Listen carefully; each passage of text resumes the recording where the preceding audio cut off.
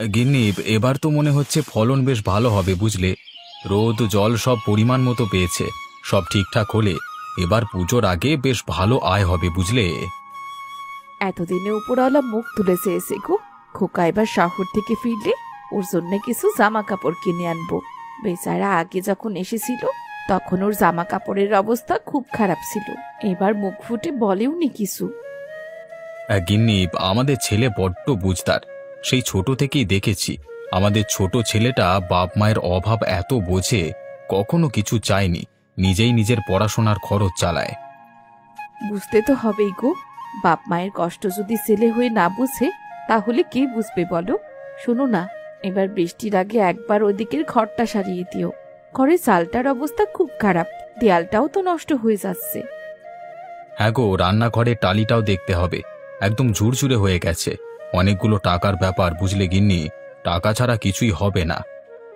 একসাথে সব কাজ করার তো কোনো দরকার নেই, একটু একটু করলেই হয়ে যায়। আমাদের গরিবদের একসাথে সবকিছু করবার আর মুরুদ কোথায় গো? যা করবার সব অল্প অল্প করেই যেতে হয়। এ কি, আকাশ তো কালো হয়ে গেল, বৃষ্টি আসবে তো মনে হচ্ছে। সেটাই তো দেখছি, এই সময় বৃষ্টি এলে তো তা বড় ভালো ব্যাপার হবে না গো। ফসলগুলোতে পাক ধরেছে সবে, এখন ওতে জল পড়লে তো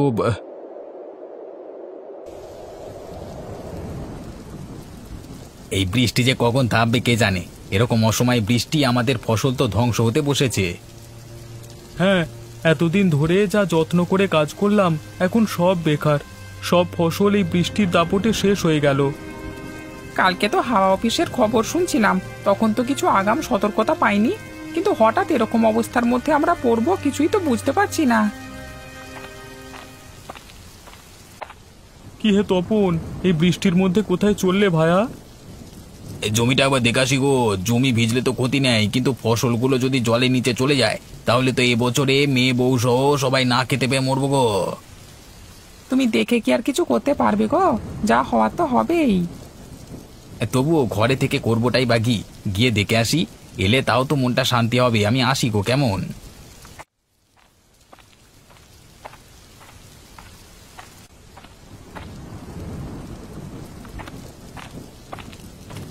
এইভাবে ঝড়ো হাওয়ায় দাঁড়িয়ে থেকো না গো, শরীর খারাপ করবে তো। আর শরীর আবার সর্বনাশ হলো গো গিন্নি, ফসলগুলো আবার সব গেল। এইবারটা ভেবেছিলাম অন্তত সব ঠিক হয়ে থাকবে, কিন্তু না, আমাদের ভাগ্যটা সত্যিই খুব খারাপ। প্রকৃতির ওপর কি আমাদের কোনো হাত আছে বলো? তার মর্জিতে সে চলে। আমরা নিতান্তই অসহায়, কি করব বলো? সত্যি তো, আমাদের হাতে ওসব কিচ্ছু নেই। কিন্তু এরকম খামখেয়ালি ব্যাপার তো আগে দেখিনি গো, এই বছরই এমন হতে হলো। কি করবে বলো? তুমি এখন এইসব নিয়ে মন খারাপ করলে তো চলবে না। তুমি বরং বসো, আমি তোমার জন্য একটু চা করে আনি। না না থাক, এখন আর ওসব ইচ্ছে করছে না। আমি বরং গিয়ে একবার জমি থেকে ঘুরে আসি, ওটা দরকার তো আগে। তোমার কি মাথা খারাপ হলো নাকি? এই ঝড় জলে ভিজে শরীরটা অসুস্থ বানাতে চাও?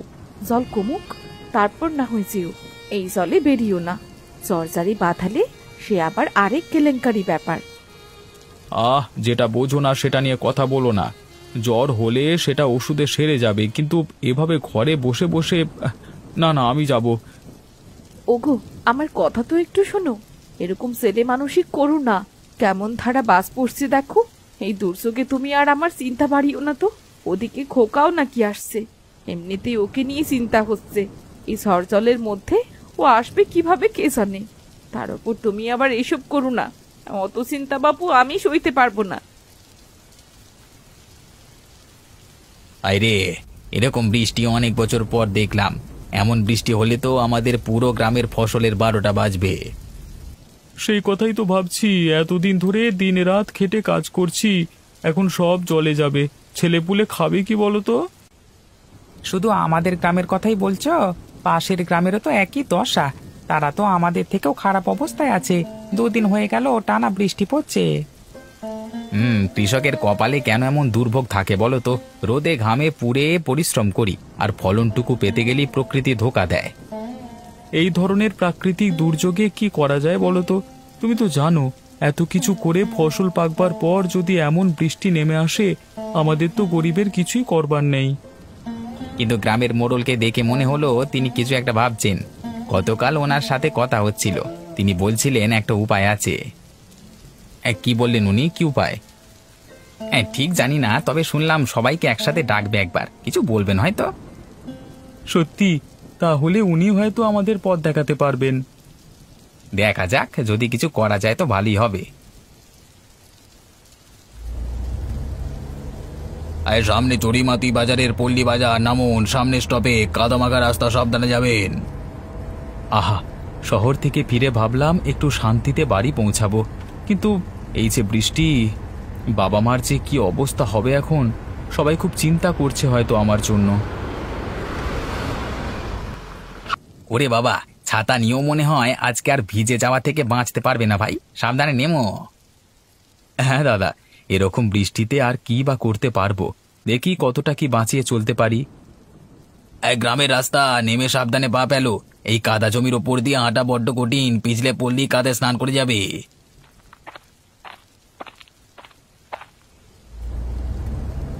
এই বৃষ্টি না থামলে যে আর বাড়ি পৌঁছানো দায় হয়ে যাবে।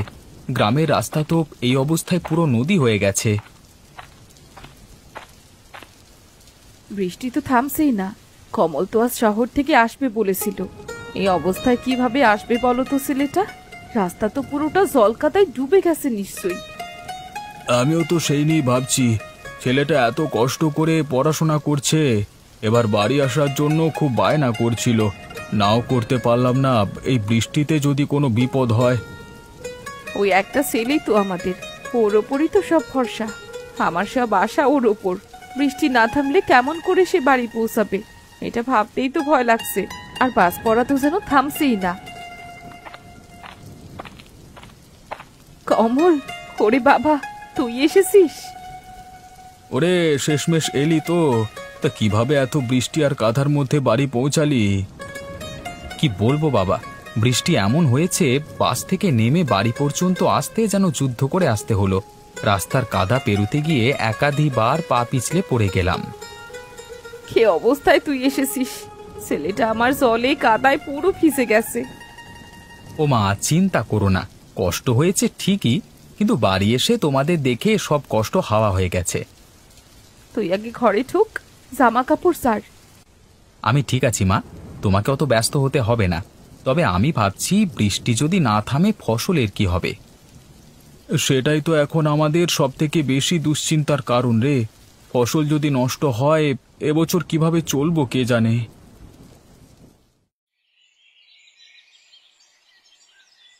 মোড়ল মশাই, আপনাকে বিরক্ত করতে এলাম। আমাদের সমস্যার কথা তো জানেনই। বৃষ্টিতে আমাদের ফসল সব নষ্ট হয়ে গেছে, এই অবস্থায় আমরা ভীষণ বিপদে পড়েছি। হ্যাঁ, আমি তো শুনেছি তোমাদের কথা, কিন্তু কি করতে চাও বলো।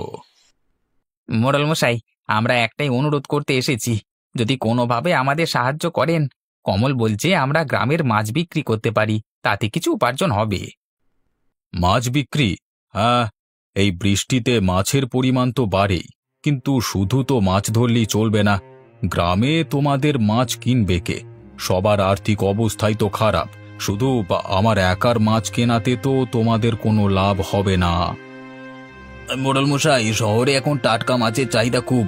আমরা যদি মাছ ধরে ব্যবস্থা করতে পারি, সেই মাছ যদি শহরে বিক্রি করতে পারি, তাহলে কিছুটা হলেও সংকট কাটবে। এটা বেশ ভালো বুদ্ধি।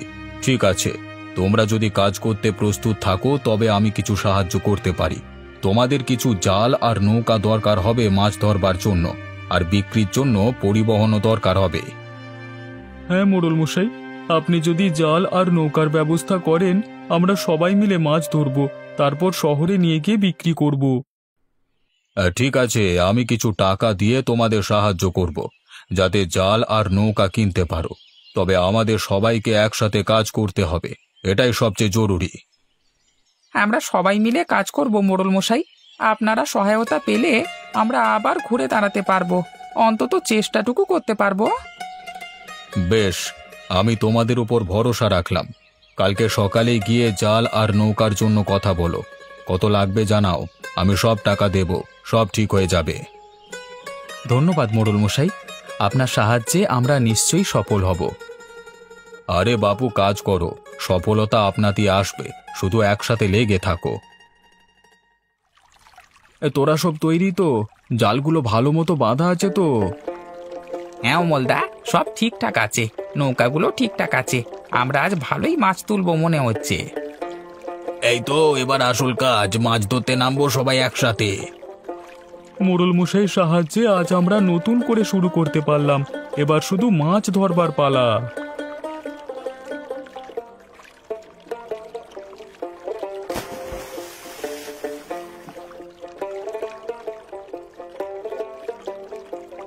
দেখো এই কত মাছ উঠেছে, এত বড় বড় মাছ। বলেছিলাম না, এই বৃষ্টি আমাদের জন্য আশীর্বাদ হয়ে এসেছে। এতদিনের সব ক্ষতি আজ কিছুটা হলেও পুষিয়ে যাবে।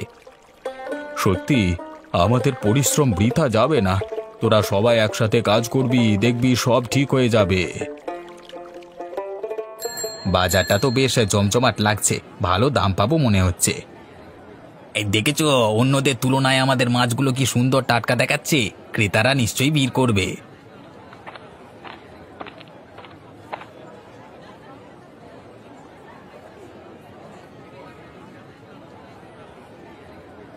আজ তো বেশ ভালোই দাম পেলাম। এত মাছ বিক্রি হবে সত্যি ভাবতে পারিনি। এবার খুশি মনে বাড়ি ফিরতে পারবো। হ্যাঁ, এই টাকায় অনেকটা সমস্যায় মিটেছে। এবার গ্রামে ফিরে বললে সবাই খুব খুশি হবে।